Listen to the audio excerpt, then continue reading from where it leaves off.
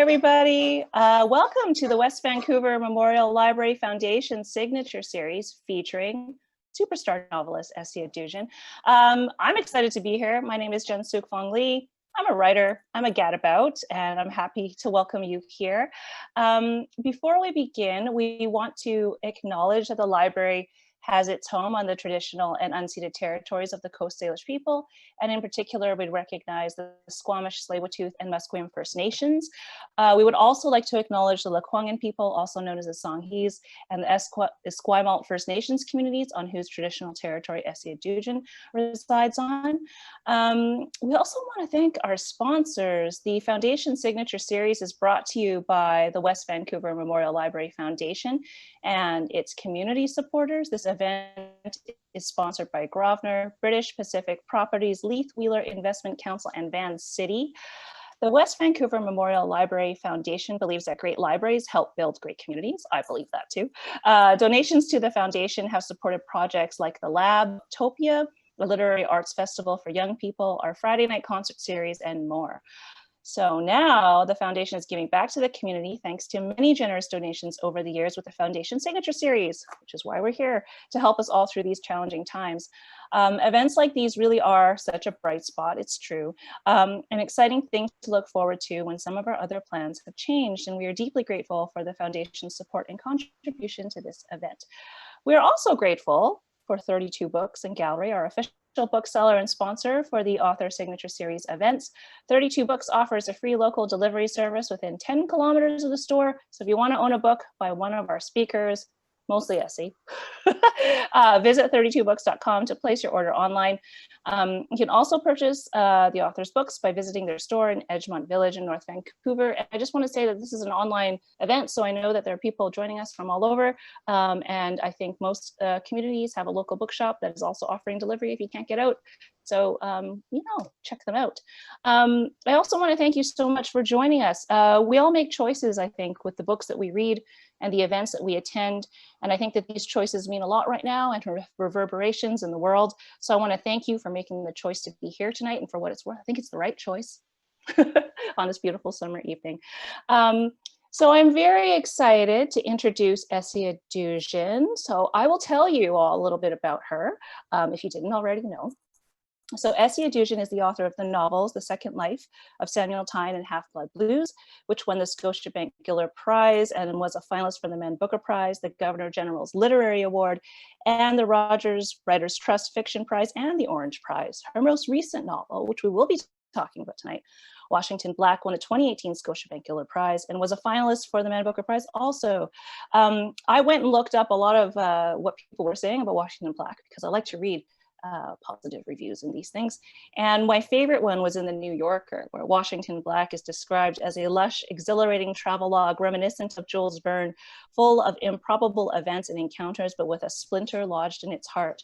The voice that Adujin has conjured for her narrator is articulate and precise, yet subject also to fits of melancholy, emotional agony, and ravishing transports of the glories of the natural world. Essie lives in Victoria, British Columbia with her husband and 2 children. And everyone, please give a warm welcome to Essie Adujin. Yay! Thank you, Jen. Really thrilled to be here. Oh, this is very exciting. Thank you all for coming to listen. It's such a gorgeous night tonight that, I'm really pleased to have your attention. So I know I'm competing with the weather. With summertime. So Essie, did you want to do a reading for all of our lovely people here tonight? Sure, I'll start with that. So I'm reading tonight from Washington Black, which is it's a novel about an 11-year-old field slave on a plantation in Barbados. He's called George Washington Black. And the novel chronicles 6 years in his life in which he is finding his way to being a freeman. So I'll start by reading from the opening. Part 1, Faith Plantation, Barbados, 1830. I might have been 10, 11 years old, I cannot say for certain, when my first master died. No one grieved him. In the fields we hung our heads, keening, grieving for ourselves and the estate sale that must follow. He died very old. I saw him only at a distance, stooped, thin, asleep in a shaded chair on the lawn, a blanket at his lap. I think now that he was like a specimen preserved in a bottle. He had outlived a mad king, outlived the slave trade itself, had seen the fall of the French Empire and the rise of the British and the dawn of the industrial age, and his usefulness surely had passed. On that last evening, I remember crouching on my bare heels in the stony dirt of Faith Plantation and pressing a palm flat against Big Kit's calf, feeling the heat of her skin baking up out of it, the strength and the power of her, while the red sunlight settled in the cane all around us. Together, silent, we watched as the overseers shouldered the coffin down from the great house. They slid it rasping into the straw of the wagon and dropping the rail into place with a bang, rode rattling away. That was how it began, me and Big Kit watching the dead go free. His nephew arrived one morning 18 weeks later at the head of a trail of dust-covered carriages driven directly from the harbor at Bridgetown. That the estate had not been sold off was, we thought at the time, a mercy. The carriages creaked their slow way up the soft embankment, shaded by palm trees. On a flatbed wagon at the rear of the caravan sat a strange object draped in canvas, as large as the whipping boulder in the small field. I could not imagine its purpose. All this I remember well, for I was again with Big Kit at the edge of the cane. I rarely left her side in those days. And I saw Gaius and Emmanuel stiffly open the carriage door and extend the step. I could see at the great house pretty Emily, who was my age, and whom I would glimpse some evenings dumping the pans of wash water into the long grass outside the scullery. She descended the first 2 steps of the veranda and, smoothing out her apron, fell still. The first man to emerge, carrying his hat in his hands, had black hair and a long horse-like jaw, his eyes darkened by heavy brows. He raised his face as he descended and peered around at the estate and the men and women gathered there. Then I saw him stride back to the curious object and walk around it, inspecting the ropes and canvas. Cradling a hand to his eyes, he turned, and for a frightening moment, I felt his gaze on me. He was chewing some soft textured thing, his jaw working a little. He did not look away. But it was the second man, the sinister man in white, who seized my attention. This was our new master. We all could see it at once. He was tall, impatient, sickly, his legs bending away from each other like calipers. Under his 3-cornered white hat, a shock of white hair burst forth. I had a sense of pale eyelashes, an uncooked pallor to his skin. A man who has belonged to another learns very early to observe a master's eyes. What I saw in this man's terrified me. He owned me as he owned all those I lived among, not only our lives, but also our deaths, and that pleased him too much. His name was Erasmus Wilde. I felt a shudder go through Big Kit. I understood. His slick white face gleamed. The clean white folds of his clothes shone impossibly bright, like a duppy, a ghost. I feared that he could vanish and reappear at will. I feared that he must feed on blood to keep himself warm. I feared he could be anywhere and not visible to us, and so I went about my work in silence. I had already seen many deaths. I knew the nature of evil. It was white like a duppy. It drifted down out of a carriage one morning and into the heat of a frightened plantation with nothing in its eyes. It was then, I believe now, that big Kit determined, calmly and with love, to kill herself and me. Okay, I'll leave it there. Oh, you know, I was actually, while I was listening to you, by the way, the word calipers, legs like calipers, just, why is that so sinister to me? But anyway, I was just thinking about sort of your body of work, and how each of your novels has such a different voice and a different writing style, sort of consistent with the period and the setting, but not really mimicking it either. There's sort of a contemporary edge to it. So when you're writing these things, do you feel like taking on these characters' voices is a bit like an actor's process? I mean, I don't know. I don't know too much about acting, so I think it's difficult to maybe make that comparison. But for me, definitely, there's a real struggle to get those voices right. I don't instantly start the novel very confident or knowing fully how somebody's going to sound, and it's a process of trying on different voices and just for this novel in particular, I really wanted the voice to sound very much like the novels that I had grown up reading and adored, these kind of 19th century classics. But I also was aware that it couldn't sound exactly like that without feeling like it was stiff, inauthentic, that there had to be something of a texture of the now about it. So it was a struggle to get that balance.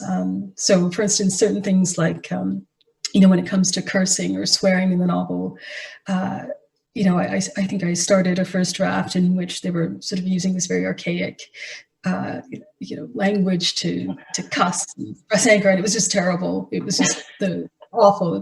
It was comical. It was unintentionally funny, and I realized I needed to use contemporary curse words in order to get the impact that I was seeking.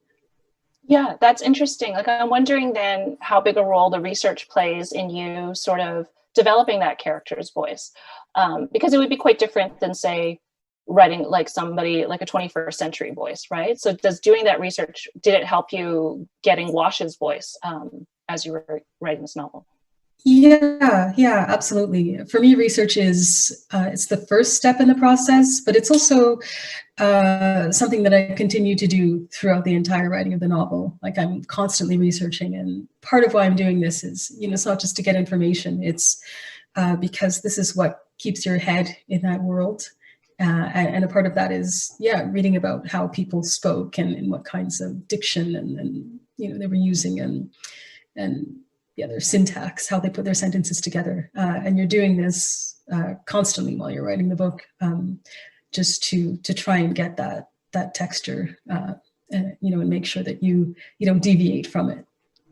Yeah. Do you feel at some point that all that research that you've done sort of gets absorbed and it sort of comes out of you a bit more? Like, I know in the beginning it can be really tough, but sort of as you go through it, do you find that research sort of soaks in and you're able to write, that setting and that character and that voice, after a while in a more, I don't know what the word is, easier is not quite the word, but in a less awkward way, I guess, than you would in the beginning?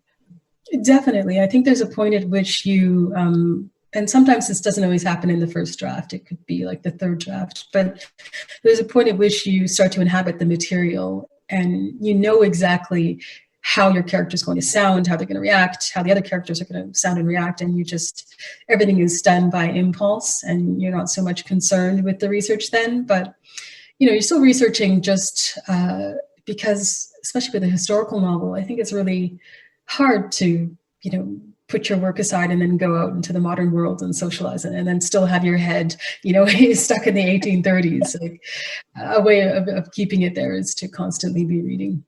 Yeah, and I know there are a lot of emerging writers probably here tonight, and I've said to emerging writers before that the research doesn't really end until the writing actually ends. Like once it can go up until the end. You mentioned it could happen in the third draft, not necessarily in the first draft. So this is for the emerging writers. They always seem to want to know, how many drafts though, Essie? How many? You know, I always tell myself when I'm writing, when I start a new novel, that, you know, I'm going to ace that first draft. Like, I'm just going to do it this time. Like, this is going to be the book that comes out in one draft. But, you know, it hasn't happened. You know, I recently finished writing a children's book, and, you know, even that was not one draft. That's several drafts. For most of my books, I guess the sweet spot is between like 10 and 12 drafts. Mm-hmm. Like, I write so many drafts, and some of them are like wildly different. Like, I think if you saw my first draft for all of my novels, they would be unrecognizable in, you know, what ends up being the finished product. It's just, I'm somebody who has to actually, you know, play around and do it in order to find my way. Some people are really great at just writing an outline and, you know, sticking to that outline and maybe having to only do, you know, 2 or 3 drafts. But that doesn't seem to be my process. I just, muck about, I guess, until I've got it. I don't think I've ever stuck to an outline, unless it was an outline I wrote at the end to organize myself. Other than that, I don't think I've ever stuck to one. I've written them. You know what I find really interesting about this Washington Black is that what really starts this novel is Wash's life after he leaves the plantation. And I read somewhere in an interview that you called it a post-slavery narrative. So I'm wondering if you knew at the beginning of this writing process where his sort of, you know, life as, you know, with his sort of form of freedom was going to take him, if you knew where he was going to end up, because it's quite epic. He goes a lot of places and does a lot of things. Mm-hmm. Yeah. No, I had no idea at the outset of the novel where he would find himself. I was quite surprised. It was a process of discovery for me too. But, you know, it seemed to make sense. And then at some point it felt like the narrative, the structure of the narrative kind of took on like the journey of his psyche, like what he's psychologically going through, which is to sort of be constantly searching for something that he, you know, is not satisfactory to him, or the sense of looking for home and looking for closure and not being able to find that. I mean, this is like physically manifested for him in his wandering about the world, but like it's very obvious that his real journey is this, I guess, this journey towards his freedom, in the sense of his journey towards accepting that he's a free man, and then recognizing that there are still limitations to what his life can look like, even though he's physically free. Mm-hmm. And I think there's, like, as you say, a physical manifestation of that with the man that his former owner hires to find him. And when they have, you know, when they meet or don't meet, no spoilers, Jen. When they meet or don't meet, there is like a real physical manifestation of him understanding what that freedom is, or how limited it is, I think. So that was a real, for me, that was actually the most emotional scene. Do you find, I'm wondering if when you write those emotional scenes, there's a couple of in this novel where he realizes something or meets with someone and says what he has to say or realizes something. Do you get emotional yourself while you're writing them? You know, not really. I think the part for me that's always, you know, so emotional, like I feel like I approach my characters very rationally, and I'm just sort of, you know, I'm close to them, but I'm just, you know, I'm creating everything that's happening. So I'm not, you know, I'm not terribly emotional, but the ending for me is always an emotional part to write. Like I feel like I'm always crying when I'm writing the ending, but I think part of that is it's also maybe cathartic, knowing that this is, you know, I'm finished this sort of 3-year process. Like, this is it. I'm coming to the ending. But it always, to me, that's a hard part to write. That's always something that always moves me, I guess. Yeah, I've often thought of my books as my children, and I don't know how you feel about that, because I have only one child, like human child, so my books are his siblings, siblings. He's going to go to therapy for this, I'm sure. But yeah, there is a sense of like letting go. I think of the characters too, right? Like this sort of these characters who've lived inside your head for so long, and you actually grow very close to, and you know everything about. Yeah, I think there's definitely that. But then it's almost, when the book is done and you've published it, then there's also kind of a new relationship to the book that you get, where you're hearing other people's interpretations. That starts with your editors and then continues with readers. And that to me brings the characters alive again. Like I feel like, okay, they gain a new life through other people's perspectives. And that's really lovely too. Yeah. What's the coolest thing you ever learned about your own book from a reader? Because oftentimes I think readers have really great, sort of perceptions of your work. Yeah. I'm trying to see if I can articulate it even. I recently joined there was a book club at a local men's, a men's prison. And I went and, I sat in and they asked me questions and we had a whole conversation, but somebody had asked about the, it was like, what was it? It was so, I just thought it was so brilliant. And, I totally had not written this into the book, but it was something to do with a motif of like a process of three dreams throughout the novel that were very meaningful and sort of representative of this spiritual world. So, and the way he explained it was just so great. And I thought I've got to steal that, but clearly I haven't retained it to the level that I love. But at the time, I remember thinking, this person has read this novel very deeply, and although I hadn't intended that, I really appreciated him bringing that to it, because it felt right, even though I hadn't sort of written that in. Yeah, I had a mentor say to me once that when you get a reading of your book or your work in that way, it is maybe something that you did put in there, but just not really consciously in it. And I'm like, that's I think writers like to, we like sure, to. I'll believe that. I'll believe that. I am so smart, I don't even know it. What I thought was so interesting for me as somebody who's very much a creative person and not like a sciencey person, is that there is so much in this book about both art and science and the ways in which they intersect with each other, which I found super, super fascinating. And it's Wash's thing, right? He's an artist, but he also loves science. And he, spends his life sort of in this sweet spot somewhere between the two. Did you find, was this something that you really planned on doing, or did it just sort of come? Because it seems so organic to me that his interests would develop in that way, and his talents really. Oh, well, thank you. Yeah, it absolutely was something that wasn't in the first draft of this novel.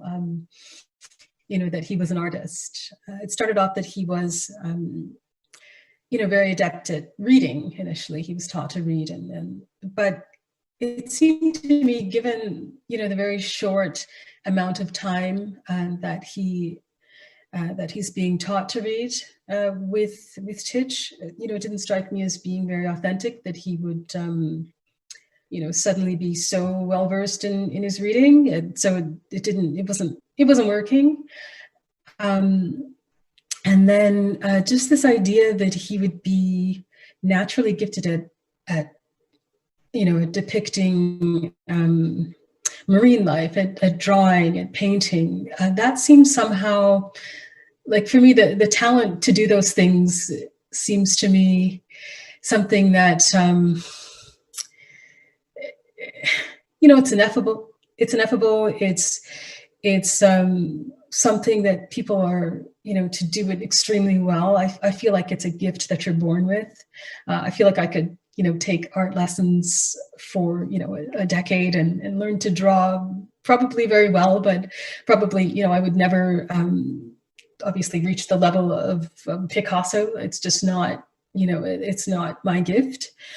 But there are some people who, they just have that. And so I thought that made sense to me, that this would be something that he wouldn't realize that he had it, because when would he ever have had the chance to exercise such a thing? But that, you know, after being kind of given these very rudimentary, I guess, cues as to how to do it, that this was something that he could, you know, show that he was, you know, just so gifted at, and that this would be a huge surprise to him, as well as to Titch. And it's really the thing that, in the end, I would say saves his life. You know, he becomes just so much more valuable, you know, with this gift, and also with his ability to very quickly and thoroughly understand, you know, certain aspects of the scientific method. These are the things that save his life, because, you know, you do get a sense that Titch would probably never have taken him away from that island if he didn't possess these gifts that were very useful to him. So there's something kind of sad about that, but I thought very fitting. I mean, it's something that he has conversations with later in his life, with, you know, the woman who becomes his partner, about, you know, how Titch treated him because he had these gifts. So what about all those other people? What about, you know, and I think that realization, as it comes to him about what his value was in that system, is one of the most touching and really heartbreaking things, you know. When I'm talking about these big emotional scenes, that's one of them in Washington Black. I was also going to say that I think it reminds me very much of a kind of Renaissance way of looking at the world, where art and science are not quite as separated as they are, I think, for us now, in the sense that, say, someone like a Leonardo da Vinci, for example, would have very well, you know, merged those two things. And I think Wash definitely has that kind of brain that can, and he's in a world where those things were not quite so separate. You know, and I think that's what's interesting to me, is how you were able to, you know, give him situations where those things could be exercised, like with the building of the, I guess it's like an aquarium, the building of the glass tanks and everything. And was that, like, I'm just curious, like, was that something that you read something about and then took it to a sort of fictional, you know, level, or it was something that you had sort of come up with to sort of meld sort of the things that he was into and really good at? Yeah, I mean, it's hard to always remember the impetus for everything so many years later, but you know, I'm fairly sure it just came naturally out of the material. These two men working together, and then it seemed, you know, because they've been studying marine life, it just, you know, struck me as really apt that the thing for him to do would be to try and figure out how to, you know, wouldn't it be cool if he invented the first aquarium, which, you know, so then I did some research into that, and, you know, was just completely fascinated by all the figures who came together to, you know, to do that. You know, Goss building his huge, I guess it was like basically like a park, like a place where you could go and see all of these creatures in these huge aquariums, huge for the time, but that we would not consider as being particularly large. But it had never been done before. You had never had specimens that were kept alive with you know, both plant and animal specimens living together within, you know, and kept alive in a tank-like environment that had never happened. So I just thought that was, you know, how did they come up with that, and why? And it just, I got so engrossed in this research, and really, yeah, just really fell in love with all of the scientists, and wanted to include that in the novel. Yeah, it's so fascinating to me. Do you want to read like another section from the novel for? Sure, I could do that. And for me too, yeah. So maybe this will be slightly longer.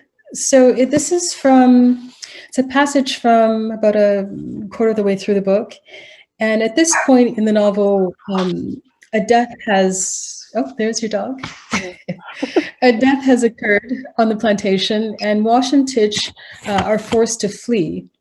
But they've got to use a contraption that they've been building called the cloud cutter, which is sort of this very basic hot air balloon style flying machine that's basically like a balloon with a kind of a cutter or a boat underneath and navigational oars that don't really work. And they've never used it before. They've never tried to get it to rise. So this is a very impractical way to attempt to escape, but there you have it. I heard a low silver tinkling in the hall, the hiss and drag of something being slid across the boards. I shifted onto one elbow, swung my feet down onto the floor. Finally, I padded out. It was Titch, fully dressed, barefoot, his boots folded up under one arm. He was creeping from room to room in the house, the dancing incandescence of his lantern cutting the dark. My heart was stamping hard in my chest. I followed him into his bedchamber. "Titch?" I hissed. He whirled and stared at me a long, dark moment, as though he did not know me. Then he nodded. "There you are," he whispered, though from his tone I understood that he was somewhat surprised to find me there. He lifted the lantern higher. I exhaled at the sight of his strained green eyes, the red skin beneath them raised like wax seals. "What are you doing?" I said.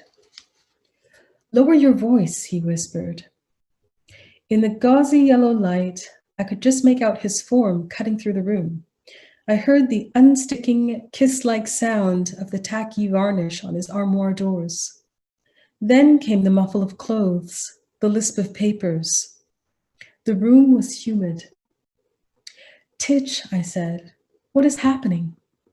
"We are leaving, Wash. Keep quiet. Do not wake Esther."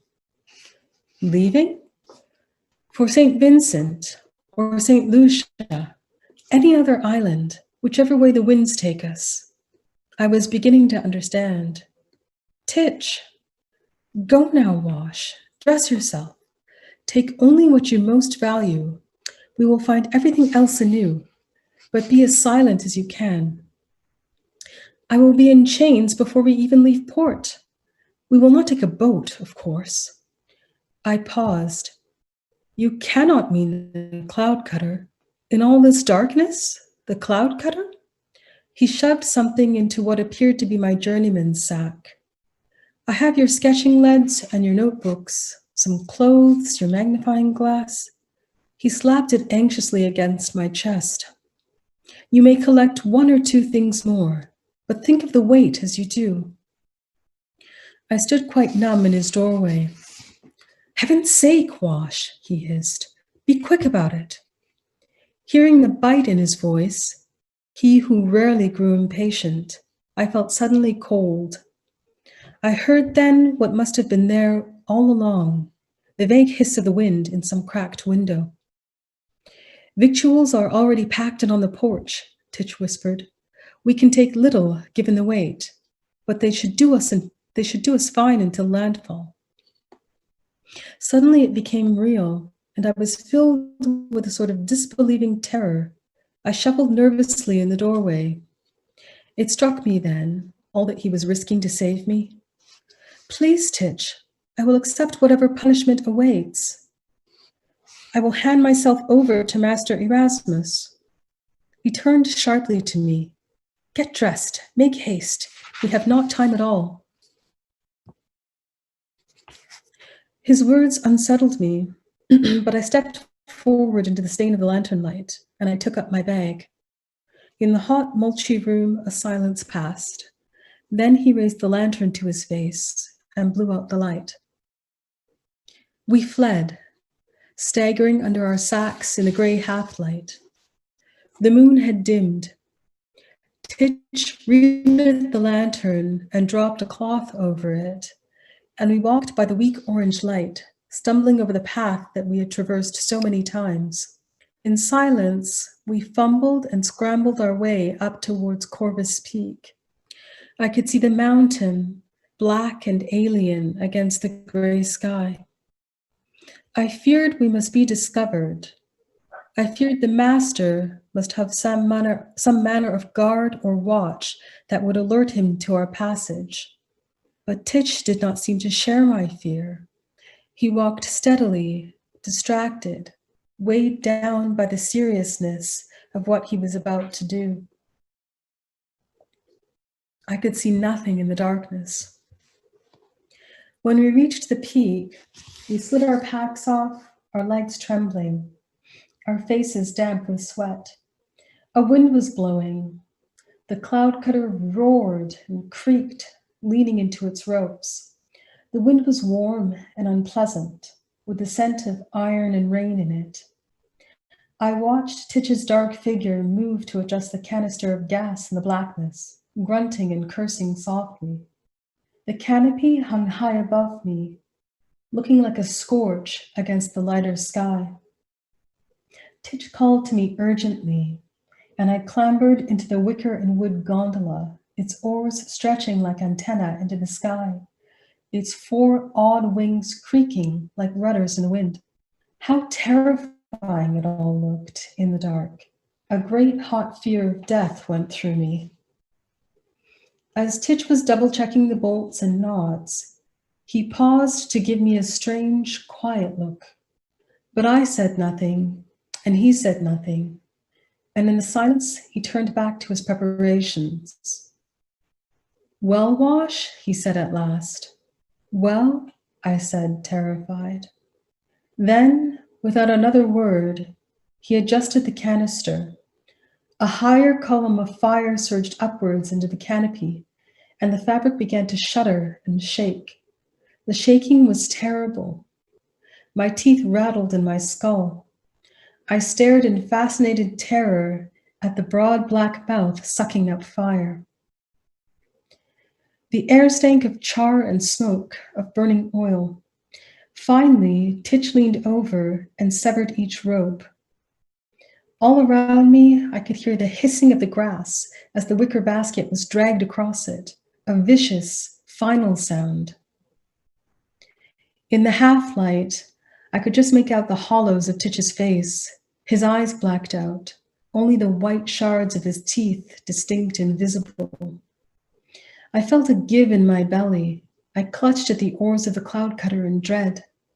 The air around us began to howl. The sky rushed towards us. We were rising. I can barely describe the sight of it.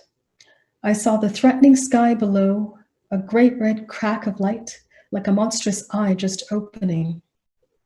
The sky was still black where we were, but the wind was already hurling us seaward. I watched the half-cut cane fields in the faint light, the white scars of harvest glistening like the part in a woman's hair. What did I feel? What would anyone feel in such a place? My chest ached with anguish and wonder, an astonishment that went on, and I could not catch my breath. The cloud cutter spun and turned gradually faster, rising ever higher. I began to cry, deep, silent, racking sobs. My face turned away from Titch, staring out onto the boundlessness of the world. The air grew colder and crept in webs across my skin. All was shadow, red light, storm fire, and frenzy. And up we went into the eye of it, untouched, miraculous. Okay, I'll stop there. Thank you for that. Have you ever been in a hot air balloon? Never, and I don't know that I ever would go in one. I'm sort of terrified at the idea of it. But it's funny, my British publisher, as part of a promotion, this was a giveaway that they did that somebody could win, 2 tickets for a hot air balloon ride if they, they entered a draw to do with the book. So I thought that was very charming. Have you ever been in a hot air balloon? No, I'm terrified. And now that I've read your novel, I'm like, no, I don't think I want to be in one. But it seems like something fun. Seems like it's what people do to like propose marriage to someone. I'm not sure. I know. I think I would be so furious if that's if my husband had done that. It's just such a terrifying prospect for Yeah, me. you can just take me out for dinner. That's fine. So yeah, let's talk a little bit about parenthood and writing, and especially during the pandemic, having our children at home. And I know a lot of writers out there will want to know, how are you organizing it? Are you organizing it, and what does that look like? I know, it's just I guess maybe first of all I'll say that it's a blessing to be able to work from home, like to do this line of work. It's I mean, there's so much to gripe about, but there's also so much to be grateful for, in being able to be a little bit more flexible and to work from home. It's, admittedly, it was hard. This spring was very difficult. I have two young kids, 8 and 5, and they were home with us. My husband's also a writer, and so what we did was we just shared the parenting the day equally. So he would homeschool like in the morning, and I would do the afternoon, and we'd trade off, which left us with about, I think we had like a 3.5 hour window there to try and get some writing done. And that is a little bit difficult. You sort of have to hit the ground running. I'm somebody who likes to take a little while to warm up. And so, that wasn't possible, but you make it work as best as you can. And you just have to accept that your output is not going to be anything like it usually is. Things will take longer, but that's life. Yeah, I've said that to people too, is that I'm fortunate that I can work at home when my child was at home, and that I could do those things. If the book takes a little bit longer, that's okay, because we're safe and healthy, so it's okay. Yeah, I've gotten that question a lot from emerging writers. Because a lot of them, have children, and how are we managing these things? And so actually 3.5 hours is not bad. I think that's actually, in the grand scheme of things, pretty good. If you can get 3.5 hours in a day when you have kids. Yeah. Yeah. So I do wonder, and I ask this question a lot of writers, but what is the book that made you want to be a writer? Because mine was Harriet the Spy of course. Oh, okay. Yeah, that's definitely on the list. I love that. Yeah, I thought it was great. I mean, it's so hard for me at least to sort of pinpoint like the exact book that did it. It's just like a general love of books. Maybe the thing to do would be to like pinpoint the library that made me kind of want to be a writer, which was the Shaganappi branch of the Calgary Public Library, which was my branch when I was a kid. I lived in the Southwest, and we would go there every weekend, and I'd take out literally probably like 15 to 20 books every week, knowing that I could never finish, even a quarter of them. But it was just the pleasure of being able to do that and surrounding myself with books. And, that was really, I think, what made me want to write, is just reading everything I can get my hands on. Yeah. I want to shout out to the Kingsgate Mall branch of the Vancouver Public Library, where they had a reading pit, a carpeted reading pit, and I spent so many hours lying on my stomach reading book after book after book. And just that libraries in general do this for bookish kids who become writers. So it's just they do a wonderful service. I'm just curious, because you have actually won the Giller Prize twice, and I don't know how many other authors have done that. I didn't Google that. I should have. But I'm very fascinated with the process behind these public events, because writers typically spend a lot of time alone, not out in the world. So what is it like to be a writer who spends, 3 to 5 years writing a book, and then you're public in the most public possible sense, in a way, with these events? Yeah. I think for me, it was also compounded by the fact that I had been a writer. This is before Half-Blood Blues, which was published in 2011, and won the Giller Prize. I had been a writer who, at that point, nobody had heard of me. I sort of, even friends I had, I think, didn't realize that I wrote. It was just something where I came from a place of just, I guess, really a very bruised place as a writer as well, because Half Blood Blues was rejected so many times, countless numbers of times, sometimes twice by the same publisher. And, it just didn't look like it was ever going to be published. And I'd had a very quiet first novel. So it was really like that was going to be my last shot. And, the initial reception showing the round was not good. So to go from that to, I think the first thing was I'm going to knock over my computer, was the Booker Prize nomination, and then everything, and then the Giller. That was really surprising for me. And, I was just so surprised and astonished. Just the complete 180 turnaround was so shocking for me, like a good shock, but really shocking. But it just really, because I could see the way that the same material had been treated in two very different ways within a short period of time.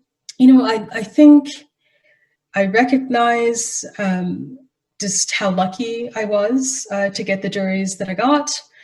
I always believed in the material, but that doesn't mean, or didn't at the time mean, that everybody was going to believe in the material. And so I felt very lucky, but I think it gave me perspective, just this idea that, this had been rejected material that was now doing so well. So you don't, your head doesn't swell or anything, because you sort of have I guess maybe a good idea of where things stand. But I'm so grateful to have won that prize. It completely changed my life. It changed my fortunes. It changed my sense of myself as a writer. It gave me permission to sort of dream bigger and to think of writing more books, which at that point, I wasn't so sure I was going to do that. So I always feel so grateful to have won that award. It was huge for me. It meant so much. Yeah, I think it's one of those things where it only takes really one thing to keep a writer going. Because I think there have been several points in my life where I'm not going to write another book. Like you have that feeling like I'm not going to do it again. It wasn't, the rejections were bad, the reviews were bad, no one cares. And then one thing occurs and you get that energy to keep going. And whatever that thing is it's different for everybody, but it's I tell students and emerging writers that that one thing is going to really give you the push to keep going, and wonderful things can happen.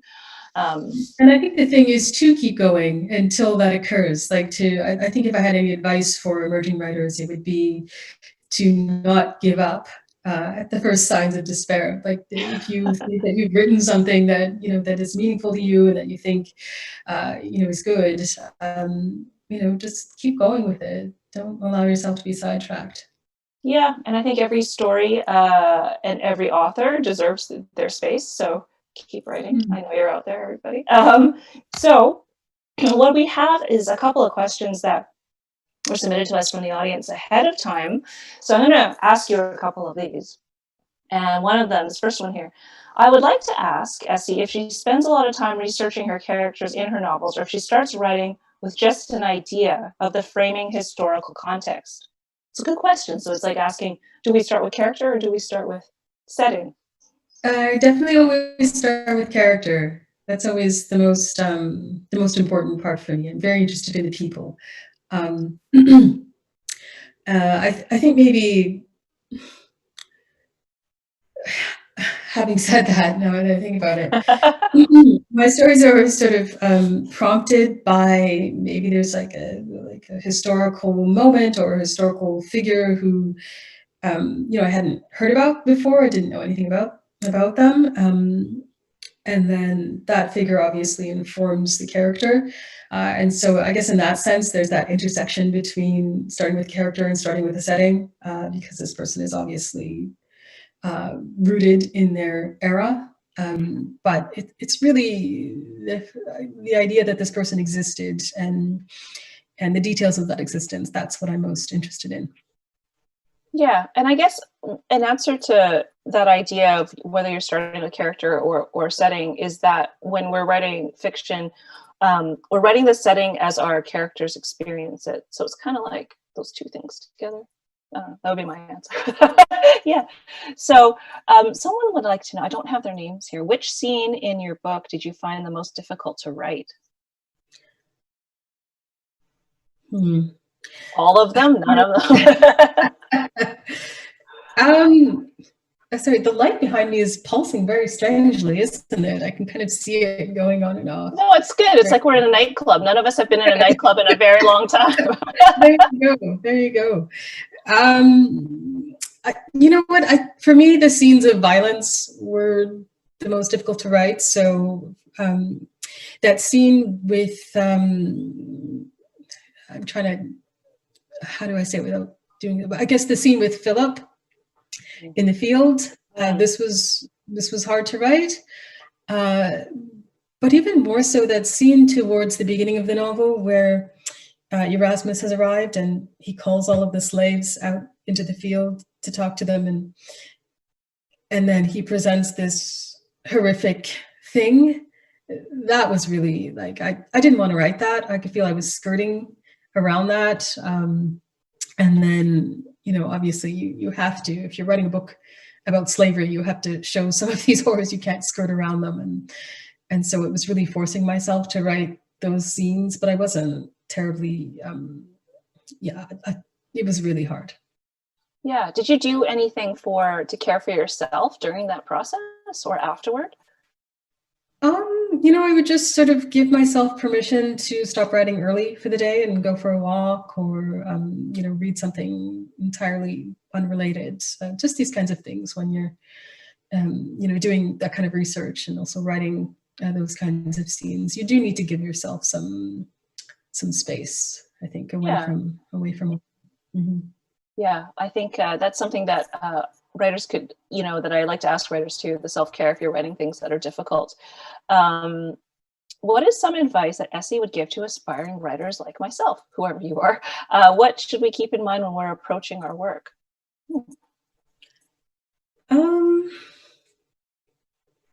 It's a good question. I think maybe, and I've said this before, so forgive me if you've heard me say it, just this idea of like keeping regular hours. I think that's so important to try and, like, I know so many writers have other jobs, and that maybe some of those jobs aren't, you know, something that has set hours, but if you can just carve out some space for yourself during your weekly schedule, that's just your time to do your work. I think that's hugely important, and you should commit to sitting at your desk, you know, at that time every week, and don't allow yourself to, you know, don't let yourself off the hook. Like, commit to being at your desk or in your office or wherever it is during those hours, even if you're not actively typing something, if you're reading or just making notes. But I think without carving out the space for yourself, it'll be very hard to write anything. I just don't see how anybody get anything done. Yeah, you don't need to take that call from your mother, or maybe you do. Who am I to judge? We have a question in the live chat here. Octopuses have a rich history symbolizing flexibility, adaptability, vitality, and strength. Are these the characteristics that interested you in choosing this animal as a focus, or was there another reason? What a great question. That's a really great question. Yeah. Yeah, I mean, these are animals that they're incredible. They're totally amazing, and they're extremely smart. And for a long time, they were so misunderstood. I don't think anybody really had any idea of how intelligent the octopus is. And I think, you know, I guess as seeing him as a kind of foil for Washington, and, you know, there's that scene where Washington is doing the shallow sea dive, and he comes across the octopus and it swims into his hands. And there's a sense of almost like a kind of kinship, like he can kind of see himself in this animal in that moment. This sort of transference happens. But, you know, I think for me, here's a creature that is so adaptable, that is constantly, literally will change its skin to match its surroundings.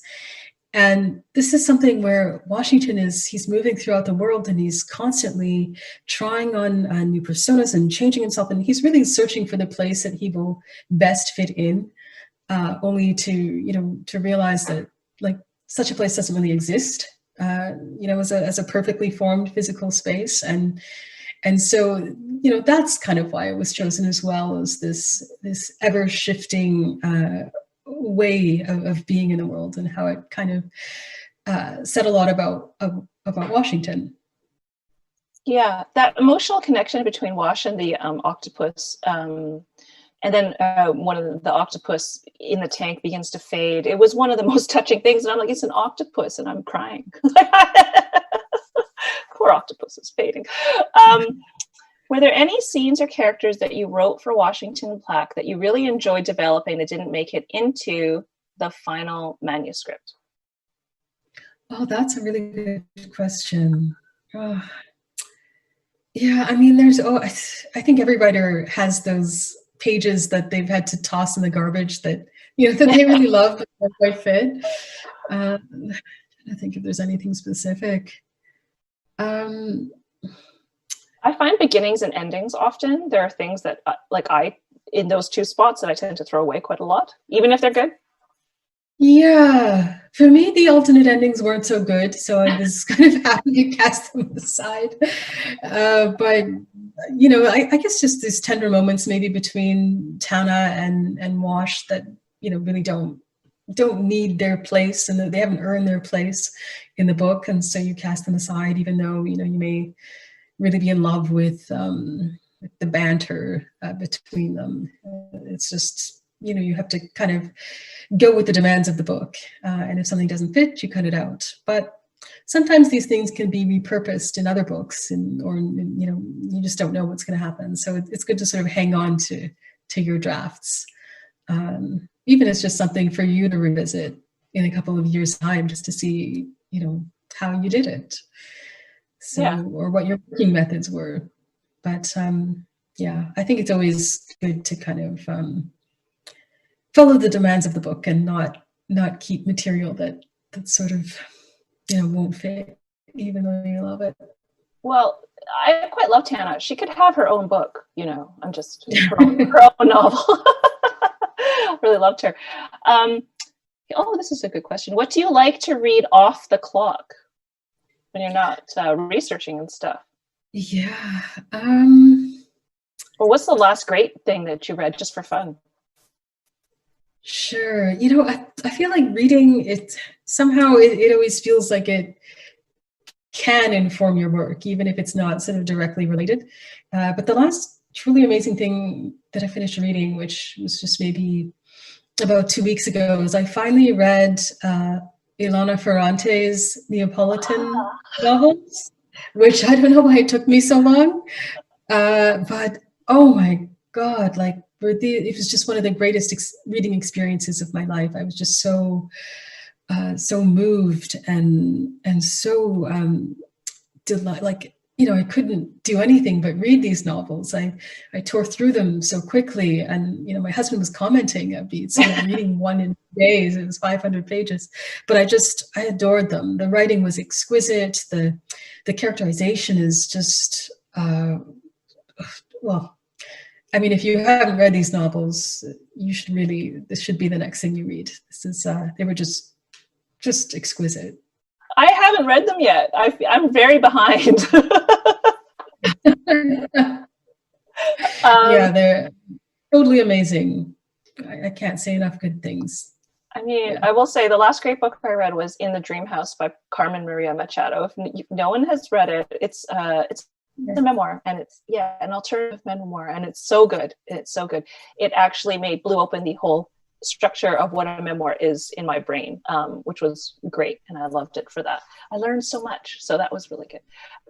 So we have a comment here from someone who says that they need a film adaptation of Half-Blood Blues to happen! ! It's not a question, but and this question has come up twice now. The people want to know, what are you working on now? if you want to tell us. Yeah, I'm somebody, like, I don't like to talk too much about what I'm planning next. I feel like if I talk about it, I won't write it. Suffice to say, it's I think it's going to be set in the 70s, and it's about a young woman. So I can say that. So very different from everything else that I've written, just because I have to do that. I have to shift gears or I get bored. Yeah, the 70s is like a fascinating era, though, to write about. Yeah, it really is. And I never, kind of considered it that way or thought of it that way. That somebody directed me to a couple of books that I found as fascinating, and yeah, ended up being so interested. A lot changes in the 70s. So that was our last question from our audience. Those are great, good questions. Thank you, everybody, for sending those in and typing them in the live chat. I do have, before we end things tonight, we have a final piece of business, and that is a draw for 2 book bundles. Prizes, they're prizes. So anyone who is pre-registered for this event is entered in the draw. You can't enter the draw right now, but you can still enter the draw for the next event with Maria Semple and JJ Lee on August 12th, which is my birthday. So you should definitely win a book prize for my birthday. So you can just head over to westvanlibrary.ca, go to Maria's event in the calendar and enter your name, phone number, and email address. So we have 2 winners tonight. I'm pleased to announce them. And the winners are Cassie Fisher and Marlene Lougheed. I really hope I pronounced your names right. And so congratulations, you won a bundle of books. Who doesn't like to win books? I just want to thank Essie Adujin for joining us here tonight. What a wonderful night it was. Thank you so much, Essie, for your thoughtful answers to our questions and your readings. And it was a joy to do this with you.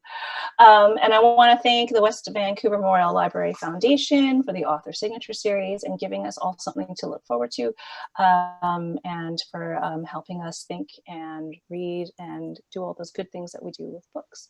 So thank you, everybody. And thank you to the team at the library for helping us set this up. Yes, thank you. Thank you, Jen. It was awesome talking to you again. Oh, we should talk more often. We should. Okay. Thank you so much, everybody. Have a good night. Yes, thank you.